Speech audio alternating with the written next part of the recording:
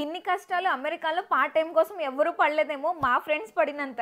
వాళ్ళ చదివే 4 సెమిస్టర్లు, దానిలో 2 సెమిస్టర్లు వాళ్ళు పార్ట్ టైమ్స్ కోసమే తిరిగారనమాట. అమ్మో చాలా కష్టపడ్డారండి. చివరికి 3rd సెమిస్టర్ లో ఒక ఫ్రెండ్ రికమెండేషన్ ద్వారా ఆన్ క్యాంపస్ పార్ట్ టైం వచ్చిందనమాట. పాపం అది కూడా సరిగ్గా ఉండేది కాదు వాళ్ళకి. ఆ 20 అవర్స్ చేయాలి కదా వారానికి, ఆ 20 అవర్స్ కూడా ఇచ్చేవాళ్ళు కాదనమాట కాలేజ్ వాళ్ళు. సో మా ఫ్రెండ్స్ అని చెప్పుకోవడం కాదు కానండి, అమ్మో కష్టపడే గుణం చాలా ఎక్కువ. 3 గంటల పార్ట్ టైం కోసం అయినా సరే వాళ్ళు 45 నిమిషాలు నడిచి వెళ్ళి 45 నిమిషాలు నడిచి వచ్చేవాళ్ళనమాట. 3 గంటల పార్ట్ టైం కి వాళ్ళకి వచ్చేది $30, అంటే గంటకి $10 అనమాట. అంటే వారానికి కొన్నిసార్లు 6 అవర్స్ ఇచ్చేవాళ్ళు, 10 అవర్స్ ఇచ్చేవాళ్ళు. ఒక్కొక్కసారి మొత్తానికి ఉండేది కాదు. ఎగ్జామ్స్ లేకపోతే వాళ్ళకి వర్క్ ఉండదు అనమాట, ఎందుకంటే వాళ్ళు చేసేది ఎగ్జామ్ ఇన్విజిలేషన్ బ్యాచిలర్స్ వాళ్ళకి. సో వాళ్ళకి వారానికి 8,000 వచ్చేవన్నమాట. సో అలా వాళ్ళకి రెంట్ కోసము ఇంట్లో కొంచెం వెళ్ళేది, మిగిలింది కూడా వాళ్ళు పంపించేవారు వాళ్ళ పేరెంట్స్. సో ఇదనమాట పార్ట్ టైమ్స్ లో చాలా వర్స్ట్ కేసు. ఆన్ క్యాంపస్ వచ్చినా గానీ పార్ట్ టైం అవర్స్ ఇవ్వరనమాట. సో పార్ట్ టైం లో ఇచ్చేది $30 అయితే మనకి వెళ్ళడానికి రావడానికి $40 అవుద్ది క్యాబ్ కోసము. సో ఖచ్చితంగా నడుచుకుని వెళ్లాల్సిందే. కానీ వాళ్ళు మాత్రం 2 సెమిస్టర్లు వెతికారండి పార్ట్ టైం కోసము. సో మా కన్సల్టెన్సీలో అన్ని ఫ్రాంక్ గా చెప్తాం కాబట్టి ఈ విషయం కూడా చెప్తున్నాము. సో పార్ట్ టైమ్స్ ఇంతకు ముందులా లేవండి, చాలా ఎక్కువ మంది హైయర్ స్టడీస్ కి వెళ్ళడం వల్ల